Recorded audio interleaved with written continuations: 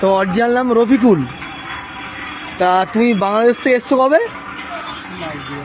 2 মাস। তা 2 মাস থেকে আসার পর তোমার আধার কার্ড হয়ে গেছে, আর থাকছে কোথায় এখন? ঘুনি। তো বাংলাদেশের লোকজন বলছে ভারতের পণ্য ব্যবহার করবেন না, ভারতের জিনিস চালাবেন না, ভেঙে দাও, গুড়িয়ে দাও। আর তোমরা তাহলে এইভাবে এসছো, আমাদের হিন্দুদের উপর ওরকম অত্যাচার হচ্ছে বাংলাদেশে, আর তোমরা এখানে এসছো 2 মাস। দাঁড়াও, এখানে দাঁড়াও। তুমি বলছো তুমি এসছো 2 মাস, তাই তো? তা 2 মাসের মধ্যে তোমার ভোটার কার্ড, আধার কার্ডটা হয়ে গেছে? আধার কার্ড করেছো? কীভাবে করলে আধার কার্ড?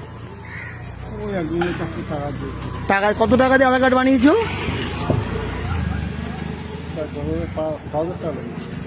6,000 টাকা দিয়ে। আর এখানে এসছো কতদিন হলো? 2 মাস। তা তোমাদের বাংলাদেশের লোকজন বলছে ইন্ডিয়ার জিনিস ব্যবহার করবো না, ইন্ডিয়াকে ভেঙে দাও, জ্বালিয়ে দাও, পুড়িয়ে দাও। তোমার তো তুমি এসছো কি ভিসা নিয়ে? তোমার ভিসা আছে? পাসপোর্ট আছে? কি ভিসা নিয়ে এসছো? মানে ট্যুরিস্ট ভিসা।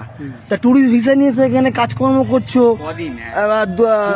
3 মাসের ট্যুরিস্ট ভিসা তো নিয়ে সেখানে কাজকর্ম করছো। আধার কার্ডটা করলে কি করে? তুমি তো এই দেশের লোকই নও, তার আধার কার্ড করলে কেন?